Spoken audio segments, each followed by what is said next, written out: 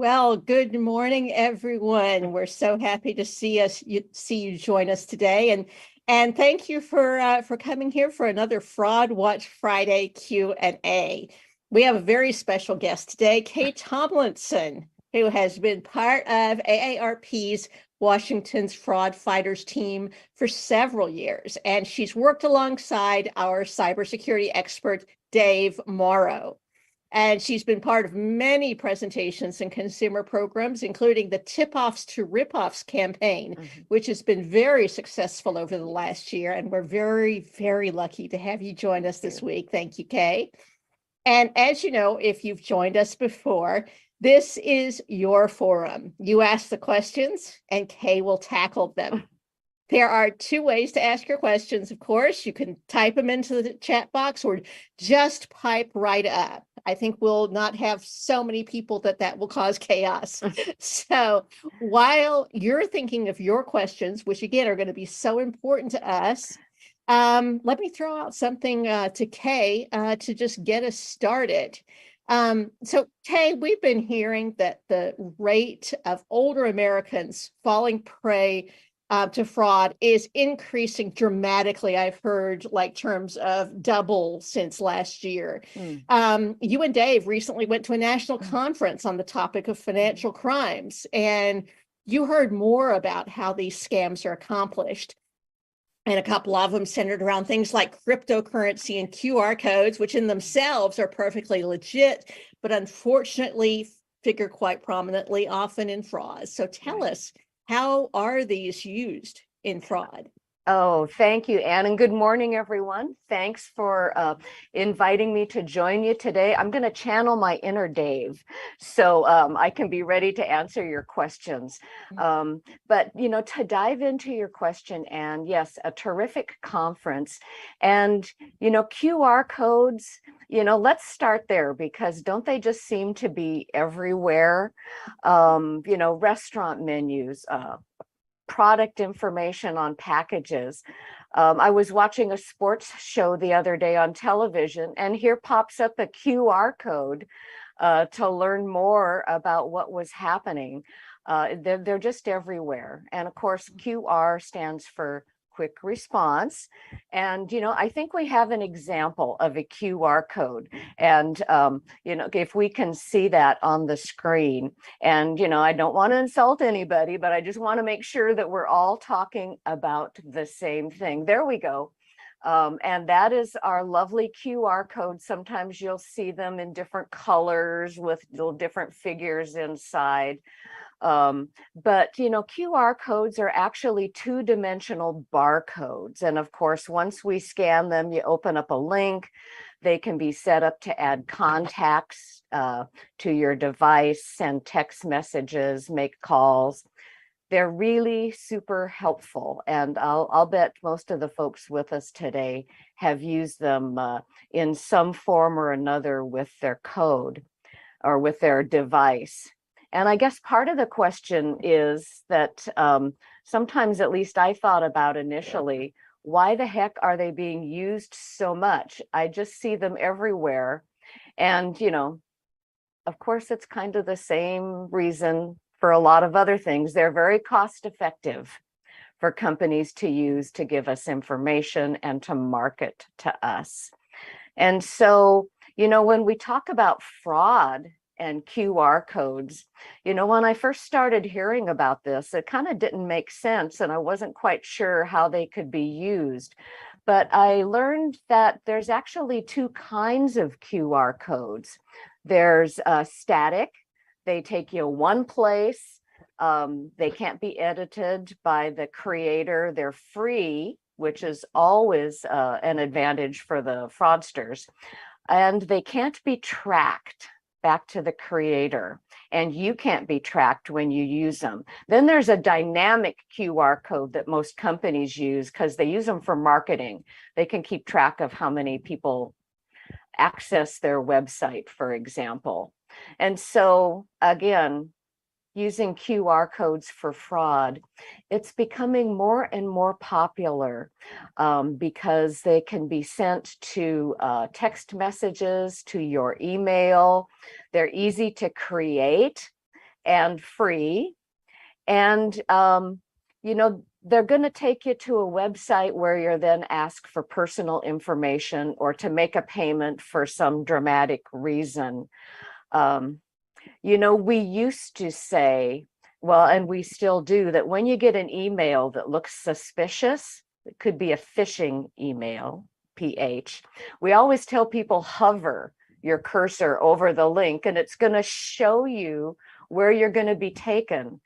And, that really doesn't work that well with the QR code if you get it in a phishing email.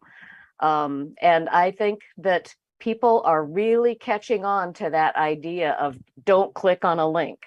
Don't click on a link. Aren't we told that over and over again? Absolutely. And so now if you get a QR code, oh, this looks cool, let's try that. And so people are going to those fraudulent websites more often now. And right before our session today, you told me of another example of trying to be defrauded by a QR code that just happened to you recently. Well, I was in a cafe outside on the patio, and it was on a really, really busy corner, right? And the sidewalk was a mere 3 feet from the table. Well, in that particular case, the restaurant was using QR codes to take you to the menu. So rather than having a big menu that you're holding there, you just picked up this little flyer from the table and you scanned the QR code and up popped the menu. Mm-hmm. And sure, that's really fun and it's really cute, but I have heard where when flyers with QR codes are really convenient like that, a fraudster comes along and they slap a sticker on top of the legitimate QR code. And when you think you're going to get the menu and you scan it, suddenly you're being taken somewhere else. So that was like, okay, I'm examining these QR codes that, like I said, they can be really convenient and they can be very legit. Exactly. The other day, I was actually signing up for two-factor authentication, and one of the ways I could get to the required site, and because I had already had it up, I knew it was legit. It was to use a QR code rather than sign in. So, but again, you have to be very wary, and it's not as easy to be wary with a QR code, as you said, as just scanning over a link. So. Yeah, there's the fraudsters are always coming up with new ways to get us to their site, to get our information and to convince us that we need to pay for some reason. And you mentioned cryptocurrency, and the financial fraud conference that I was happy to attend, a lot of the different financial crimes now, much more this year than in years past, are including some pretty in-depth discussions about cryptocurrency. And, in terms of QR codes, they can take you to a website to pay with a credit card or a debit card number, or you might be instructed to go to a store to get gift cards and then, enter the number online or on the phone. But the most common is you get the dang robocalls and you answer, and or it might be part of a romance scam or a grandparent scam that I know folks are familiar with. And of course, the fraudster is going to ask you to stay on the phone and you have to go get money right now. And we've always told people that one of the biggest red flags is if you're asked to pay with a gift card. Social Security, IRS, the government, your utility company, none of those folks are going to contact you for payment on the phone and ask you to go get a gift card. Keep you on the phone while you go to the store and get a gift card and read them the numbers. That is a red flag for fraud. But now overtaking gift cards is cryptocurrency. And so it's the fastest growing scam payment method, outpacing gift cards by far. And law enforcement is looking forward to the time when it's going to absolutely replace gift cards as a means of getting money. And so you might say, well, I'm pretty safe because I don't know anything about cryptocurrency or Bitcoin or that. So I can't be defrauded or victimized by these scams. You know what? I'm sorry to tell you, it just doesn't matter, because you know what? The fraudsters are going to help you, and they are going to keep you on the phone, and they're going to, if they don't already know, they're going to ask you where you're located, and then they're going to tell you exactly where the nearest crypto ATM is located. And you might think, I don't think there's any in my area, so I don't have to worry. Have you been in a Safeway lately? Take a look. I have a Safeway here in my area in Bonnie Lake, and you know, it's so convenient because you can deposit and withdraw crypto and work in that, and you can be directed directly to those ATMs while you're on the phone with the fraudster, and they can very easily walk you through the steps one by one to deposit your money either from your bank account or your credit card into their crypto account, which is a cryptocurrency wallet. And, you know, for gift cards, once you read the number off the back, the money's gone. Excuse me. For cryptocurrency, people want to know if they can get their money back.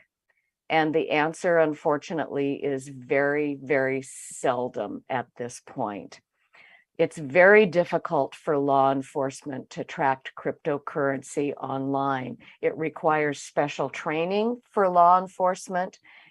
Many times it requires very expensive software. So again, it's the fastest growing means of fraudulent activity, and it's only getting bigger. You may have heard that just today, the federal administration is putting forth some potential regulations to regulate this financial activity. Right now, it's not regulated. It's the wild, wild west. It's a free-for-all.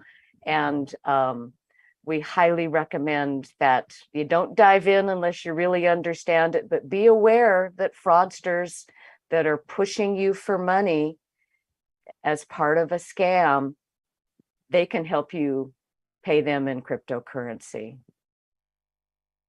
Oh my goodness. I mean, I'm just kind of visualizing right now, someone who is my age or older standing in Safeway in front of a cryptocurrency machine with that fraudster on the phone. Now, is that like a highly likely scenario, or should we take that as a red flag and maybe even go ask them, you know, if by the way, are you okay? Is somebody asking you for money? I mean, is that going too far?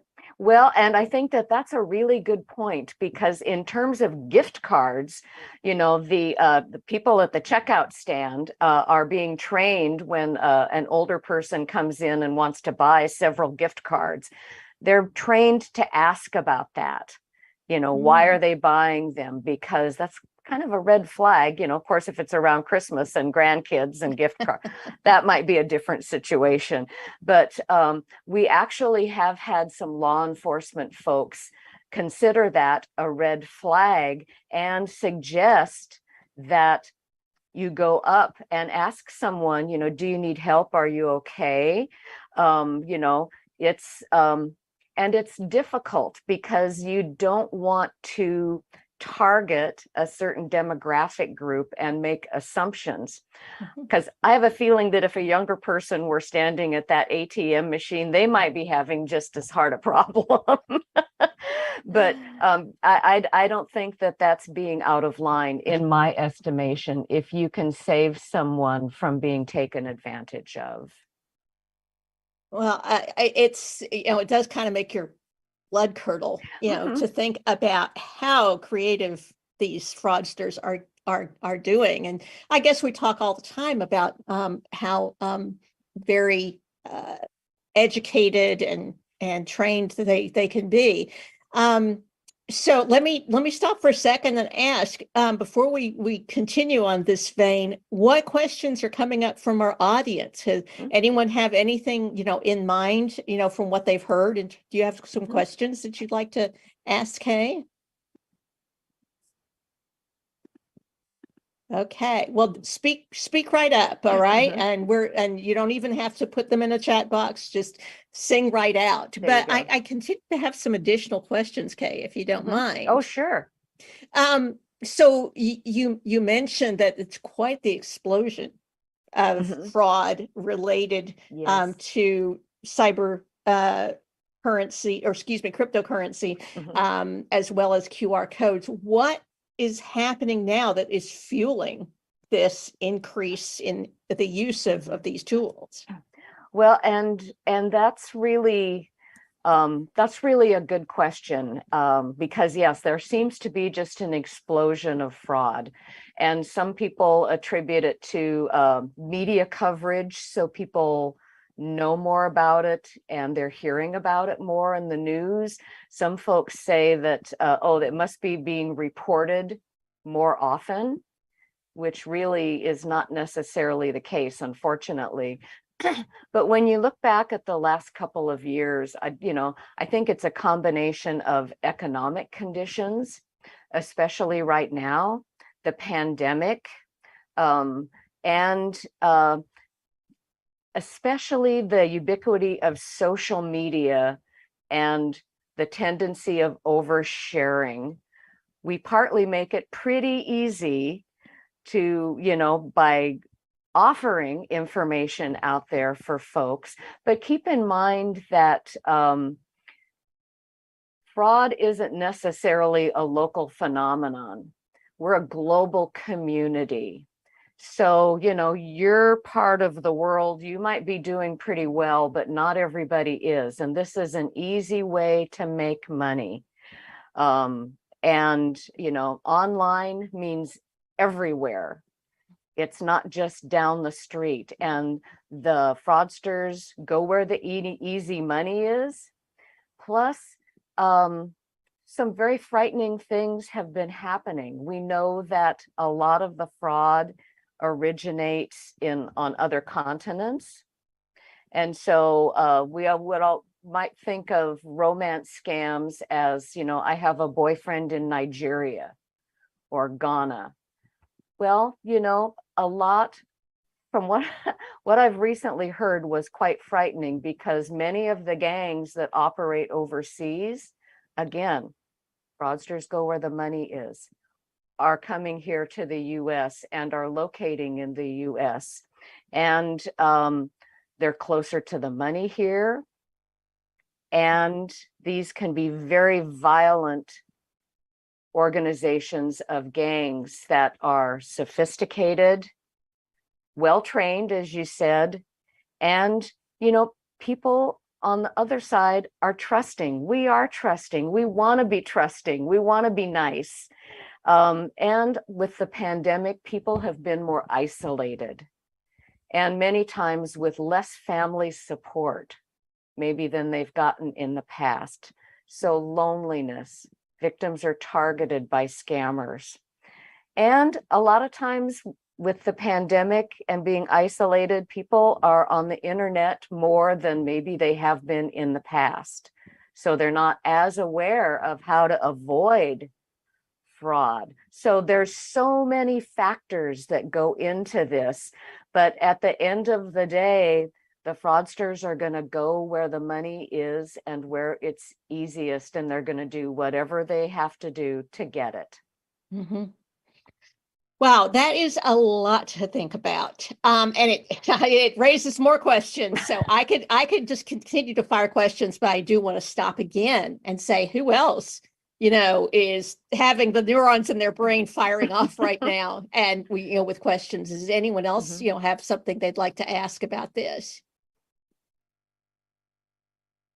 Okay, I'll jump right in. Okay. Okay, so the first is that a lot of people think they can outsmart the fraudster, right? Because they're thinking about this just being an individual sitting there dialing the phone themselves. And they think of them as just an individual punk who got their information and will just give up.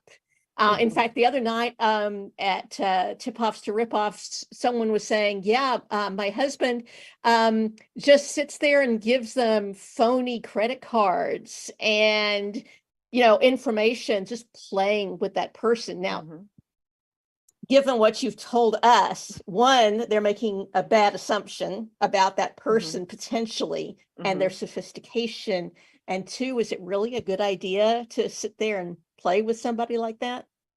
Well, and that is a terrific question, because just like happened the other day in Tip-Offs to Rip-Offs, we hear from folks that say, if I keep them on the phone long enough, then they can't hurt anybody else because I'm just stringing them along. And the question, can you outsmart the fraudster? I always say no. These people are trained.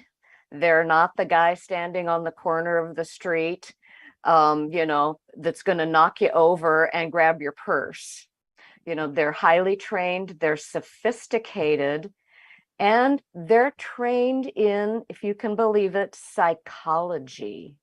They know the buttons to push, and you might be trying to outsmart them.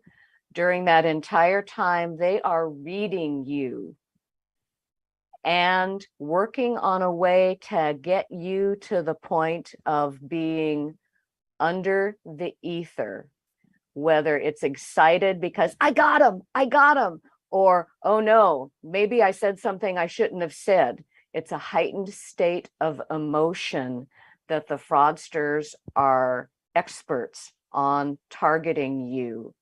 And so they're trained individuals. They're not going to give up once they start. Why would they? Because it's easy money. And if they think that maybe you're leading them on and they don't want to deal with it, yeah, if they just hang up, that's fine. They're going to go to the next guy. What did we just hear that you mentioned a little bit ago? And 77 million robocalls per day. So you're really not having much of an impact other than maybe potentially trying to entertain yourself, but you're putting yourself at risk because these guys can target you. And in terms of, individual punks, like I said, I've just recently heard from law enforcement that romance scams in particular are increasingly run by violent gangs that threaten harm if you don't pay them. There was recently a story of a gentleman from down south who went to South America to meet his love. He was killed while he was in South America by the violent gangs. So this is not anything to play with. And I can tell you that recently arrested one of the largest romance scams in Florida. Many, many people defrauded, run by a very sophisticated 18-year-old boy. So you don't know who's on the other end.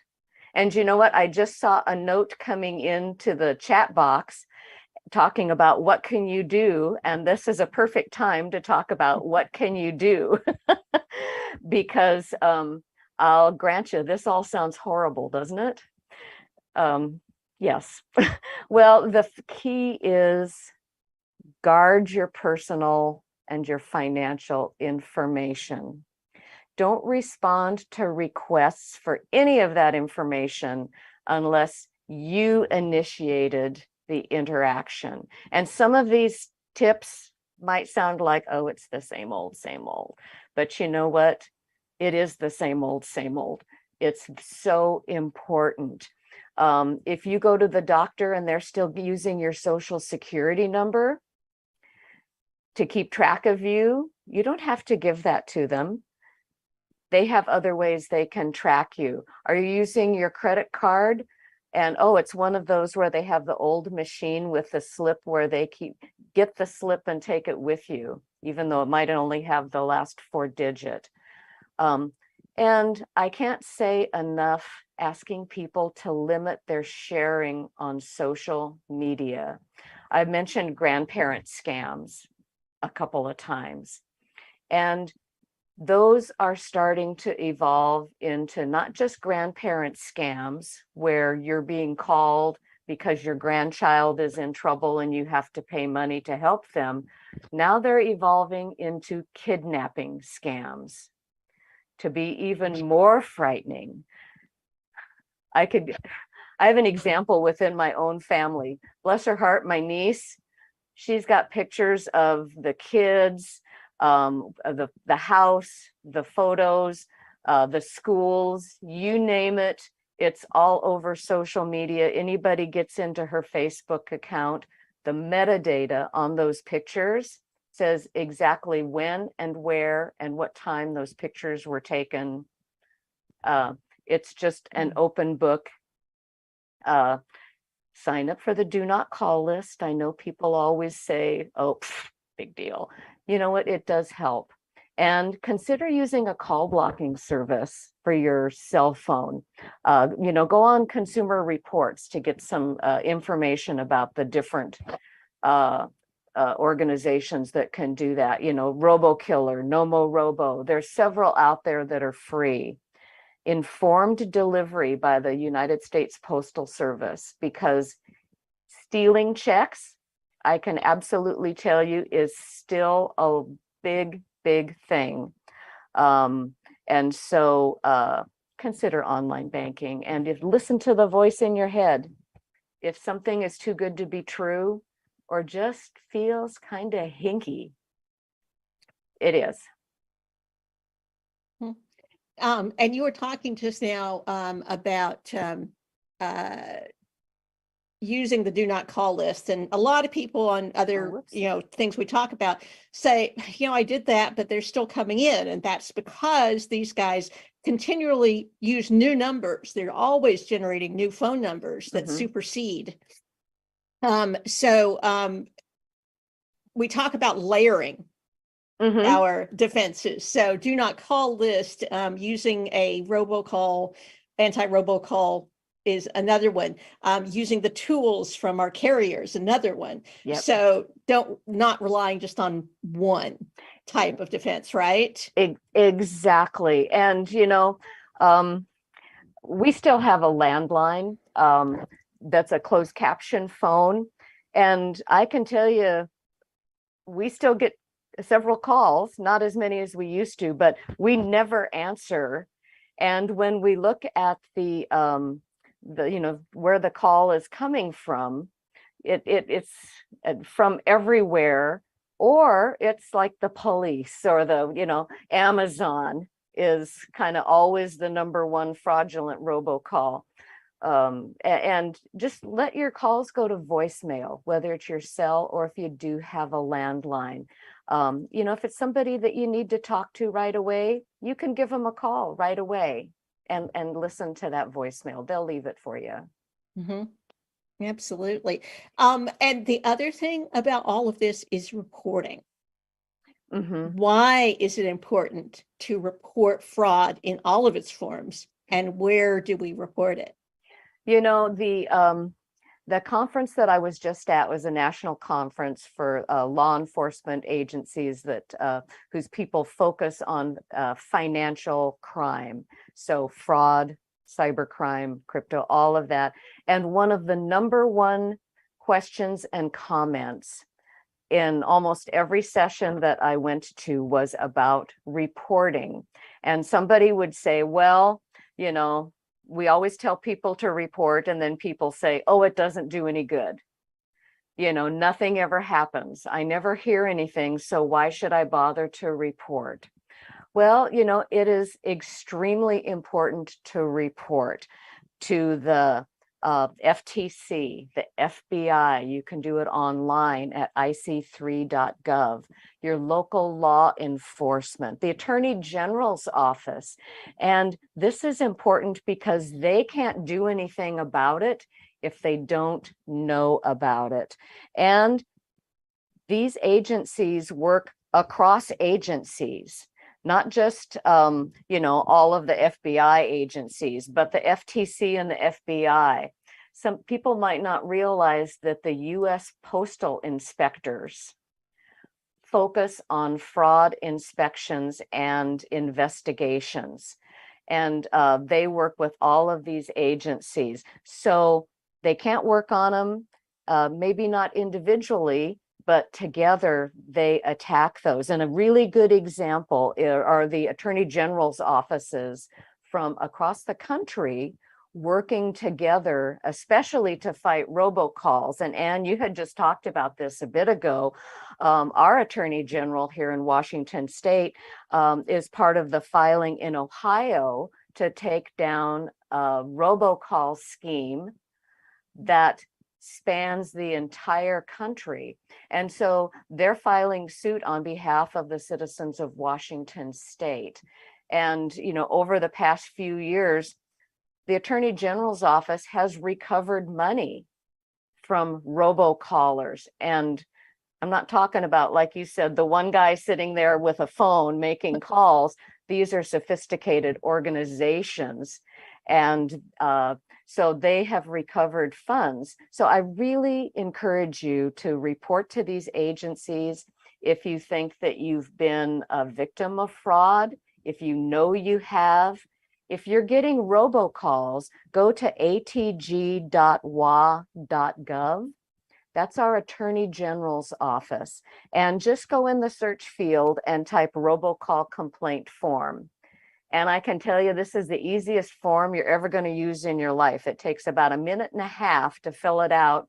And they compile these complaint forms so they can go after these guys.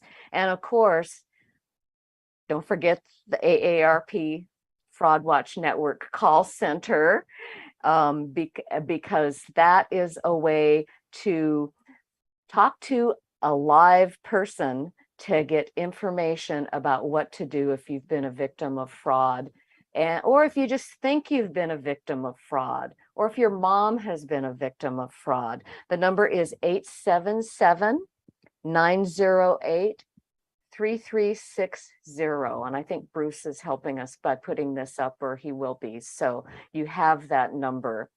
All good resources, and please, please, please, please report. Thank you, Anne. Wonderful. Absolutely, yes. And I did also put that Fraud Watch Network hotline in the chat box as well, just so that, wherever you're looking on the screen, you can find it. Oh gosh, something came to mind as you were talking, and now it's just like jumped right back out of my brain. I know, it was all about reporting again, and that has to do with, when we are literally on this forum, we hear people say, yeah, I reported it, but I never heard back. And they think that that means it was a waste of time. Right. But that is exactly how that Ohio AG and our own Washington AGs and the AGs across the country, and when I say AG, I mean attorneys general. Yeah. That is exactly how they collect the data and the information about that call. Like, where did it come from? What were they requesting of you? Those are the kinds of things they really need to know. And that, so even when you're just putting in the data, in one of the ATG sites, when you put that data in, it accumulates with other ones. And then that's where a case starts. So please, please, please don't think it's not worthwhile because you didn't happen to hear back. That data is critical to putting together these cases like the one we talked about earlier, where 77 million robocalls a day were being generated by this company. And the only reason they knew about it is because people were reporting. That's right.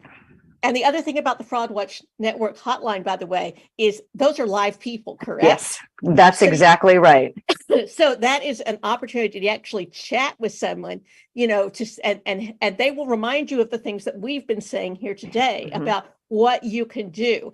Another one about what you can do that I think is probably one of the bottom lines among many others is using credit cards, not debit cards, Yes. not person-to-person financial networks, and using a credit card, because that's where you can get potentially your money back, whereas you can't when you're using other methods like debit cards and things like that. And you probably know more about this than I do, but No, that's absolutely true. A lot of people use Zelle now, and the other peer-to-peer type, PayPal money transfers, and those are still they can be good. They're still pretty new.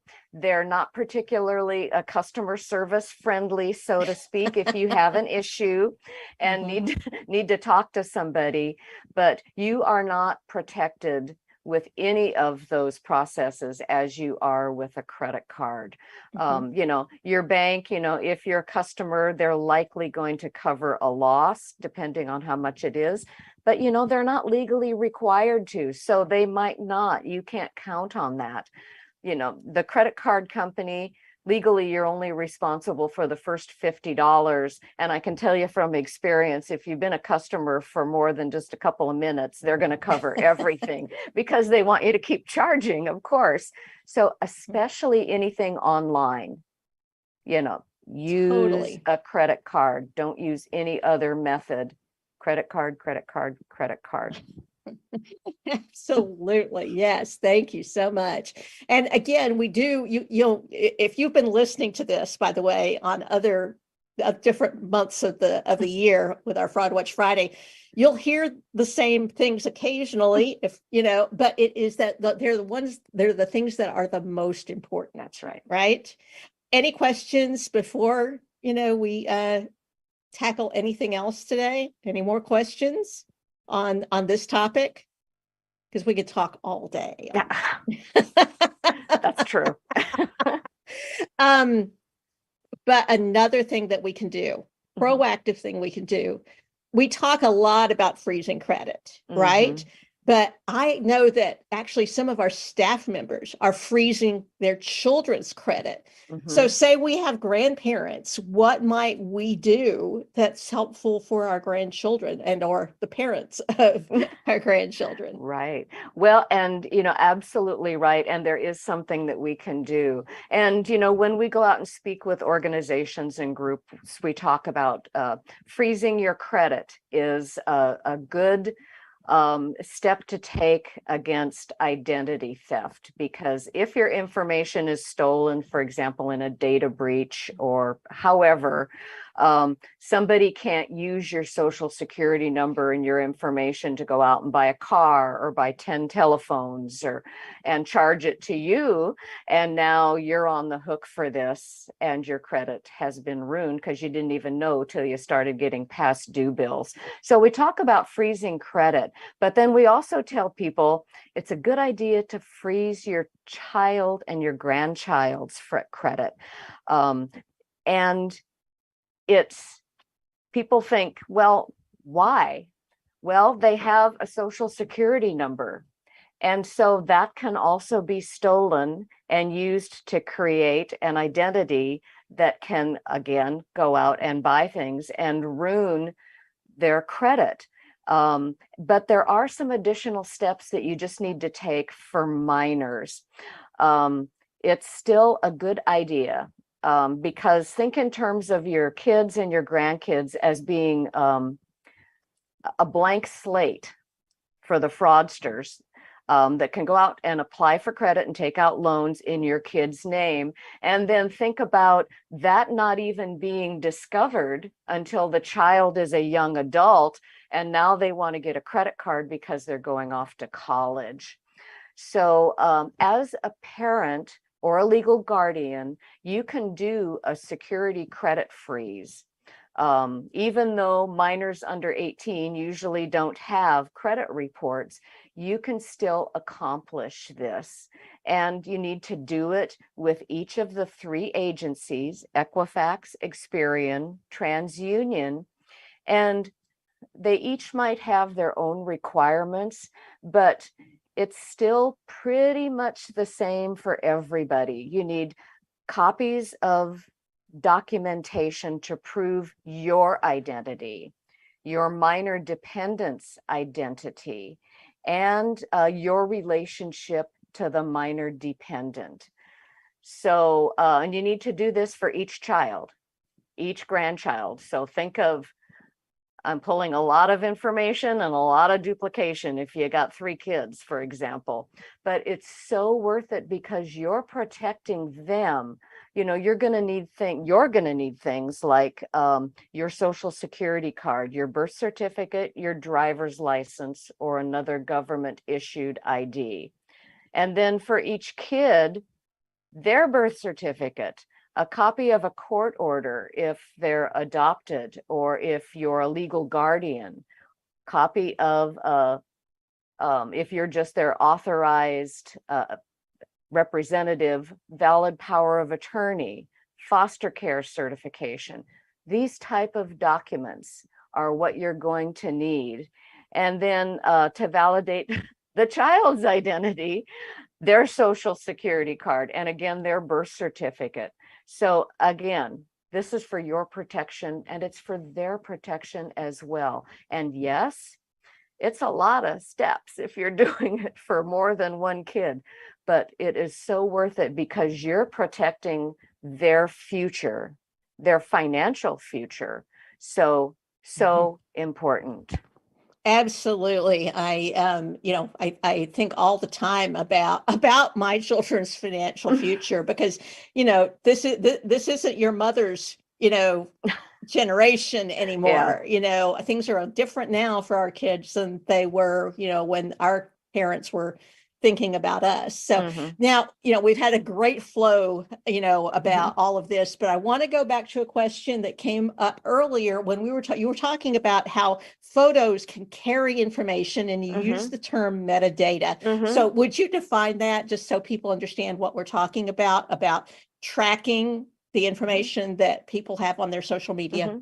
Well, and it's information that is actually embedded. It's not necessarily coded, so it can be read, but it's embedded within photos to where, think in terms of if you have, you're taking photos on your phone and then you upload them to like a laptop or a desk computer.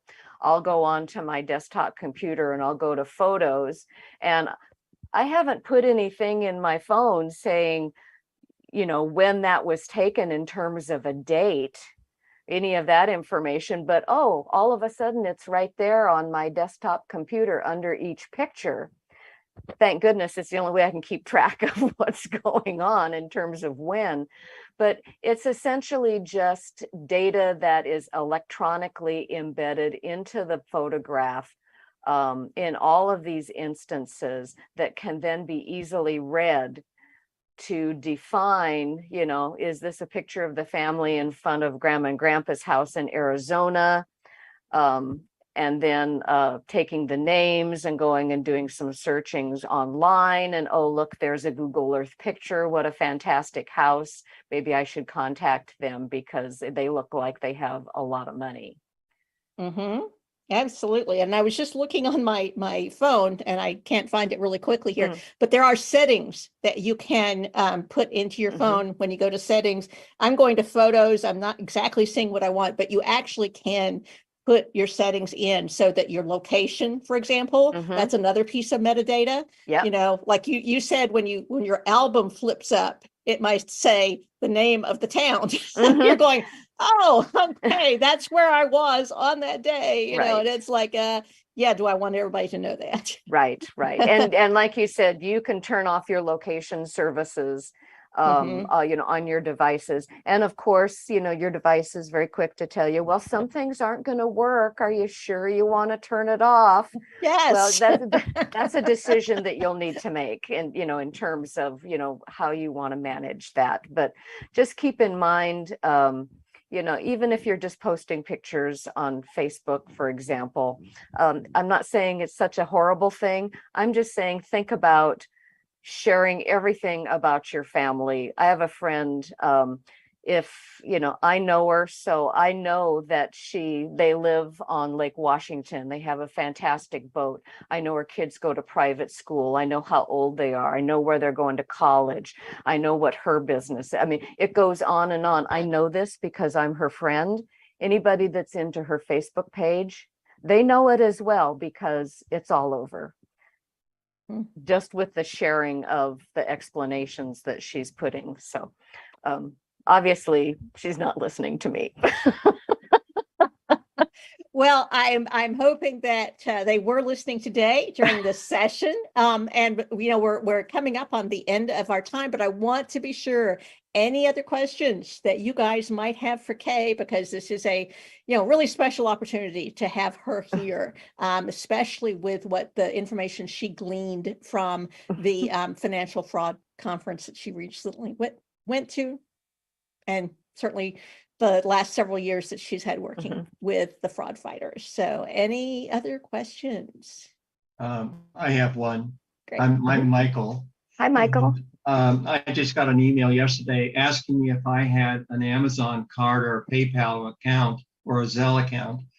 And that fraud had been perpetrated on me some months back. And they also somehow got a hold of my poor brother-in-law in Canada, his email, sent it to him. He sent that crook $1,100 before his wife said, wait a minute, what are you doing? Yeah. And then the story goes on much longer than that, but please be careful if you do that. And I got an email from an Army buddy, an old retired like me Army buddy, and I called him right away to say, hey, Larry, your email has obviously been hacked. Please, contact all your friends and let them know. But obviously that's something that's going on here in Washington, because this has already happened to me previously. Wow. So all of your discussion about, by the way, I used to teach this stuff over at Seattle U. Very good. Very good. Very good.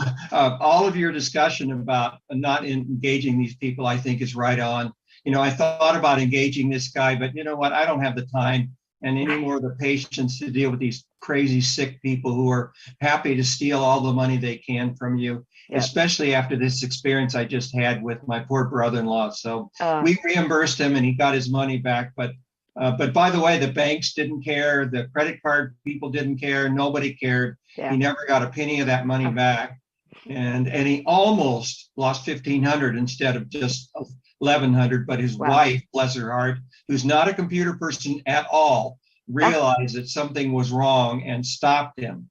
Wow. So just be leery and don't engage these people. Just hang up. Yep. And you know what? You've got to be able to pick a boyfriend or a girlfriend closer to home than in Africa, for heaven's sakes. Think about it.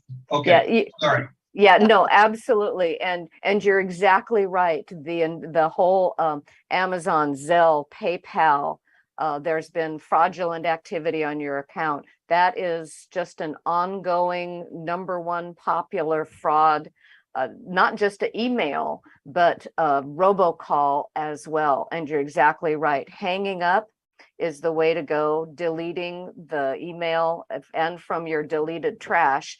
But you also made another really good point, Michael, in terms of when you got an email that looked strange from your friend, you listened to your gut and were suspicious and didn't respond to the email. You picked up the phone and called him, which is the way to go, because it is so easy to hack into someone's contacts and then exactly what happened.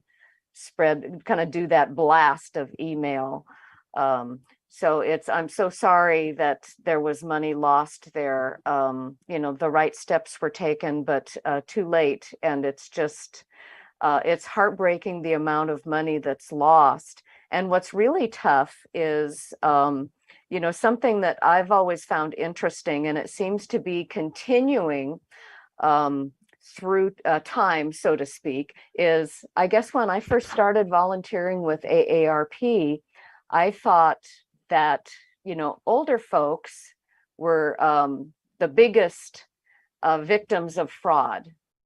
And I've found out that percentage-wise of people that report, it's younger people that are victimized more often, but they don't lose very much money. The amount of money on average might be $250, $500.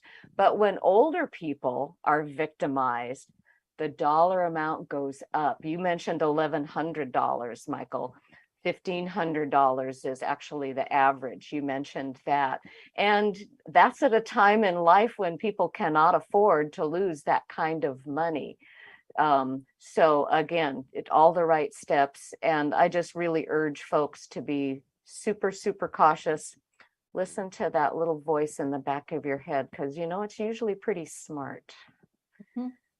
And encourage those folks, if you hear about someone who has been defrauded, don't blame the victim. We've talked about how very, very complex these schemes are, and they are intended to get to the victim and get their money. So like you were just saying, Michael, you were saying this happened to me or this happened to my family member. The more we admit that something happened to us, the more people realize this doesn't happen to other people. This happens to us, and we can do something about it, but we also have to be sure we don't discourage people from reporting it. Yeah. So thank you very much for that contribution today. Yeah.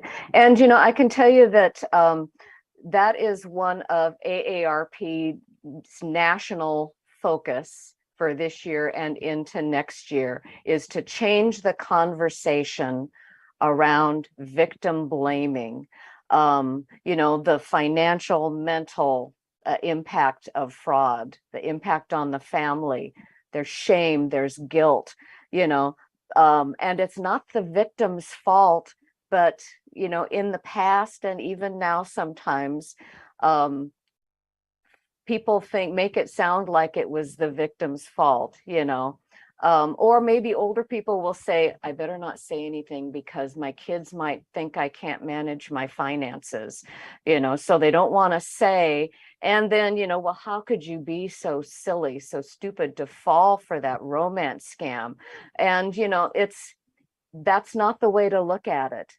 We're victims of crime when this happens. These are criminals. We're victims. You wouldn't blame the victim of a theft, a fire, or a murder. It's not their fault.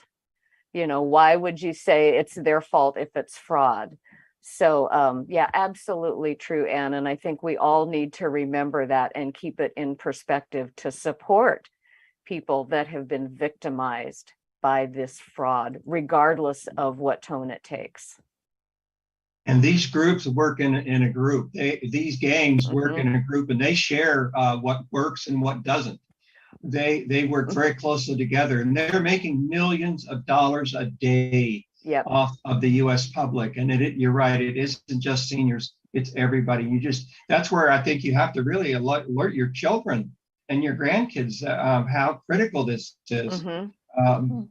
Another one, there's where there's a young guy who's now in jail, fortunately, and he was asking his girlfriends to send him pictures of themselves unclothed.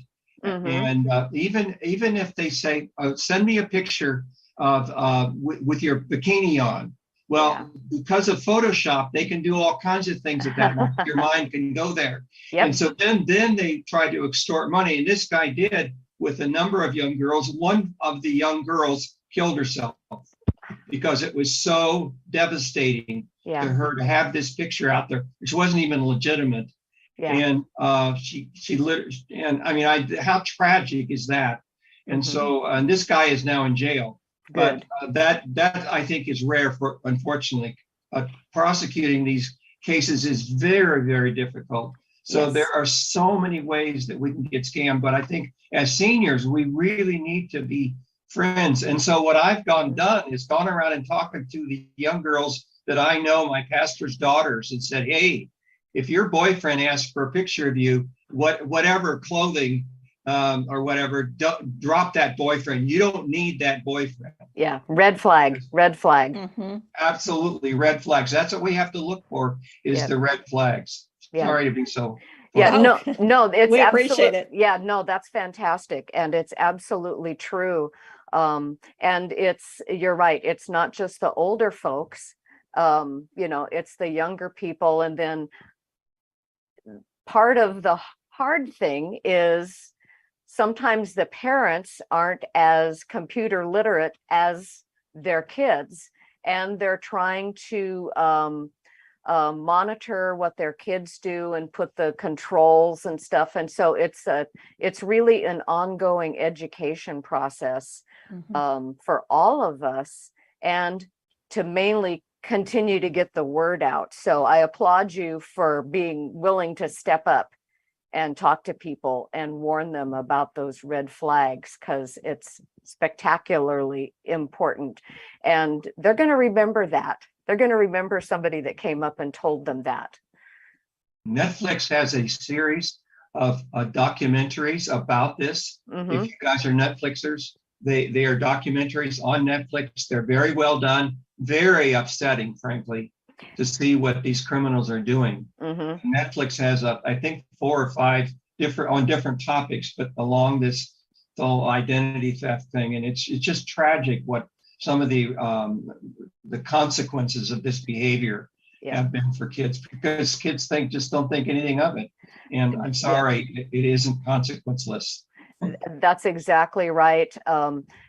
Kids today, almost regardless of their age, have grown up in the electronic age. And I'm always I'm older, so I'm still shocked about, when I'm at the grocery store and I see a little kid that's 3 that's got a little phone or a tablet, and they're on there, and I just want to run up there and grab it out of their hands and shake their parent. And I know that's not the right reaction. But it's just, kids don't have the mental capacity physically and emotionally to be able to have the judgment. And nothing against kids or them individually. It's just a maturity issue. And that's why we really need to help them. It's almost like both ends of the spectrum. Basically, we all have to be aware of it. So That's right. It's just a shame that it goes all the way down to our kids. That's right. So absolutely wonderful points. Thank you so much, Michael, for contributing those thoughts to the discussion. And we want to thank everyone who was with us today, the questions that we received, and the fact that you stuck around and listened to us. And we're always happy to have you join us the 3rd Friday of every month. We will be here at 10:30 a.m. So please let your friends know that we'll be here, and keep an eye on aarp.org for upcoming events in your area. So thank you again on behalf of myself and Kay and AARP for being with us today. And we hope you have a lovely weekend. Hopefully the gloom and doom that I see outside my window will get a little bit brighter. Yes. So take care, everybody. And thank you. Thank you.